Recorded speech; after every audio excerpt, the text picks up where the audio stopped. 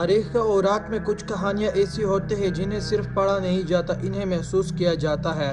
وہ لمحے صرف واقعات نہیں ہوتے، وہ ایمان، ہمت اور تقدیر کے سنگم ہوتے ہیں۔ سوچئے، ایک ایسا شہر جہاں سچ بولنا جرم تھا، جہاں ایک خدا کو ماننا بغاوت سمجھا جاتا تھا، جہاں کمزوروں کو دبایا جاتا تھا اور ایمان والوں کو سزا دی جاتی تھی۔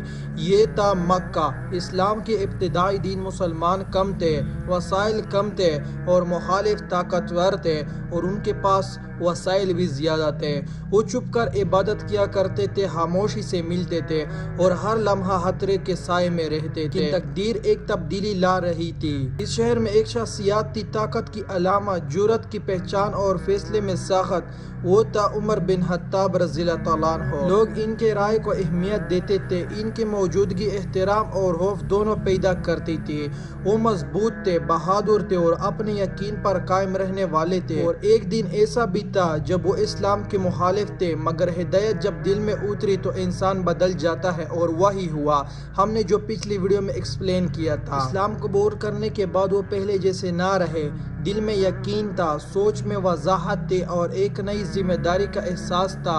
انہوں نے دیکھا مسلمان اب بھی ڈر میں زندگی گزار رہے ہیں، عبادت چھپ کر ہو رہی ہے، لوگ خوف میں ہیں، اور اسی لمحے انہوں نے فیصلہ کیا کہ اس خوف کو اب ختم کرنے کا وقت آ چکا ہے۔ وہ اٹھے اور لوگوں کے مجمع میں جا کر اعلان کر لیا ہے کہ میں اسلام قبول کر چکا ہوں۔ یہ الفاظ سن کر ماحول بدل گیا، کچھ لوگ سخت رہ گئے اور کچھ کو غصہ آ گیا اور کچھ حیران رہ گئے۔ لیکن ایک چیز واضح تھی، یہ اعلان چھپایا نہیں گیا تھا، یہ ڈر کے ساتھ نہیں کیا گیا تھا، یہ اعلان جرأت کے ساتھ تھا۔ اور پھر وہ لمحہ آیا جسے تاریخ نے ہمیشہ یاد رکھا، پھر وہ لمحہ آیا جنہیں ہم کبھی نہیں بھول سکتے، یعنی وہ اعلان میں جو جملے تھے کہ حضرت عمر رضی اللہ عنہ نے فرمایا کہ اگر کوئی چاہتا ہے کہ اس کے بچے یتیم ہو جائے یا اس کی بیوی بیوہ ہو جائے تو وہ سامنے آ جائے، میرا مقابلہ کرے۔ یہ غرور نہیں تھا، یہ ایمان کا اعتماد تھا۔ یہ الفاظ سن کر خاموشی چھا گئی، کوئی آگے نہ بڑھا۔ یہ صرف ایک جملہ نہیں تھا، یہ طاقت کی توازن کا بدلنا تھا۔ اس اعلان کے بعد خوف کی دیوار میں پہلی دراڑ پڑ چکی تھی، مسلمان کو حوصلہ ملا،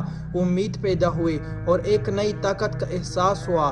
لیکن اصل لمحہ ابھی باقی تھا، وہ لمحہ جب عبادت چھپ کر نہیں کھلے عام ادا کی جانے کی تھی۔ اب حضرت عمر فاروق رضی اللہ عنہ نے اعلان کر دیا تھا، یعنی خاموشی ٹوٹ چکی تھی اور مسلمانوں کی دلوں میں ایک امید جاگ گئی تھی۔ لیکن بات صرف اعلان تک محدود نہیں تھی، اصل امتحان ابھی باقی تھا۔ کیا ایمان صرف الفاظ میں ہوگا یا عمل میں بھی نظر آئے گا؟ یہ وہ لمحہ تھا جب فیصلہ عمل میں بدلنے والا تھا۔ اور پھر وہ دن آیا جب حضرت عمر فاروق رضی اللہ عنہ نے مسلمانوں کے ساتھ چھپ کر نہیں، وہ خوف کے سائے میں نہیں نکلے، وہ کھلے عام مکہ کی گلیوں میں چلے، قدم مضبوط تھے، نگاہیں پرامید تھے اور دل یقین سے بھرا ہوا تھا۔ لوگ راستے میں دیکھتے رہے، کچھ حیران، کچھ خاموش، کچھ سوچ میں پڑے ہوئے تھے، لیکن کوئی سامنے نہیں آیا اور کس نے ان کو روکا تک نہیں۔ یہ صرف ایک جلوس نہیں تھا، یہ ایمان کا اظہار تھا۔ پھر انہوں نے اللہ تعالیٰ کی عبادت کی جو پہلے چھپ کر کی جاتی تھی، مگر اس دن وہ کھلے عام ادا کی گئی، سکون کے ساتھ، یقین کے ساتھ اور جرأت کے ساتھ۔ یہ منظر مسلمانوں کے لیے ناقابل یقین تھا۔